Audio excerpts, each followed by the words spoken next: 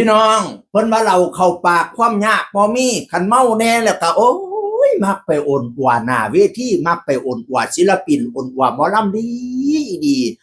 เท่เราแล้วก็เราให้เขากินเอาเบิดแก้วเบิดจอกโยกเลยโยกเลย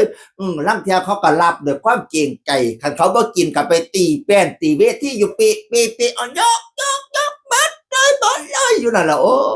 ยจักนั้นสิโอนกว่าหยังกระดอกกระเดียลังเทียเขาเจ้ากันบ่มีสมาธิในการแสดงมันบ่แม่นน้ำใจเดียวไปจังซั่นนั้นเป็นการยัดเยียดลังเทียกันเมาลังเทียกับบ่เมาหรอกถือว่าอีฉันนี่เป็นแม่ยกเป็นคนสำคัญคนหนึ่งฉันเอาให้เธอต้องกินฉันติปเธอหลายพวกมาไล่ฉันกับปีหลายต้องกินให้ฉันบางประเภทก็เป็นประเภทว่าต้องเก่งใจฉันบางประเภทก็เป็นเมาหน้าห้านมันเป็นจักสันซุ่มยัดเงียดเนี่ยพี่น้องบัดนี้ว่าหน้าบูดจักรพันธ์ลำเพิ่นพระเอกบูดจักรพันธ์ลำเพิ่นแล้วก็เลยมาโพดไปจังสิล่ะยัดเยียดไม่ใช่น้ำใจการเคารพศิลปินคือการให้เกียรติและความปลอดภัยหน้าเวทีคือพื้นที่ทำงานมอบความสุขไม่เหมาะกับการยัดแก้วเครื่องดื่มให้ศิลปินควรอยู่ในขอบเขตเคารพซึ่งกันและกันนั่นผู้ใดไปยัดเงียดใช้มือพระเอกคอยเฮ็ดให้พระเอกคอยอารมณ์เสียนิสัยบ่ดีมันเป็นการบ่เคารพศิลปินบ่ให้เกียรติศิลปินเพื่อมันเป็นพื้นที่ในการทำงานนะหน้าเวทีนะพี่น้องเขากำลังเหตุการณ์เหตุงานอยู่อย่าไปกวนเขาอย่าให้เขาเสียสมาธิโอ้ยเห็นว่ากระไดเนาะ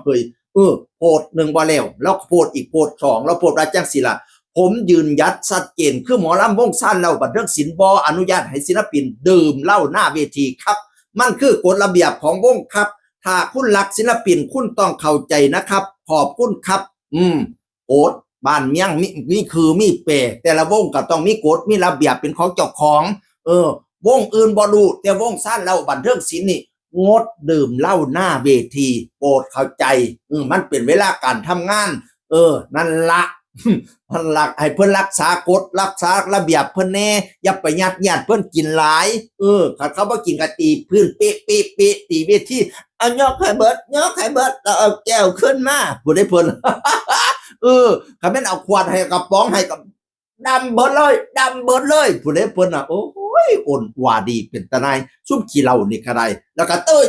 อย่างเดียวบัดนี้เขาสิเข้านิทานก็บ่ได้เข้าเป็นตาช่างนี่ประเภทนี้ก็ได้พี่น้องวงอื่นอาจจะกินแต่ว่าวงซานเราขออนุญาตว่าระเบียบไม่ให้กินระเบียบก็ต้องเป็นตามระเบียบพี่น้อง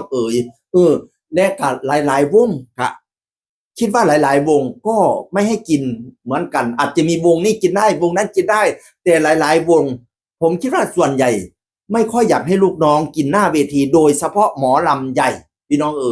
มันสิมีการโตกสากโตกเวทีมันสิมีการลืมบทลืมบาทเจ้าของกินหลายๆกระไดพี่น้องต้องให้เพิ่นรักษากฎรักษาระเบียบของเพิ่น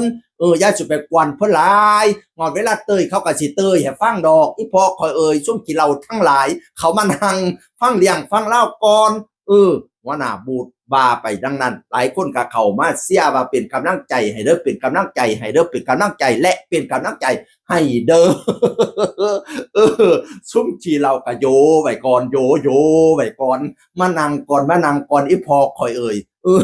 นั่นละเป็นประกาศจากพระเอกบูธจักรพันธ์ลำเพลินว่าศาลเราไม่ให้กินเหล้าหน้าเวทีและคิดว่าหลายเวทีหลายคณะก็หลายคณะก็บ่ให้กินคือกันล่ะพี่น้องอย่าไปพยายามยัดเยียดเพิ่นซุ่มขี้เหล้าลางเที่ยกัน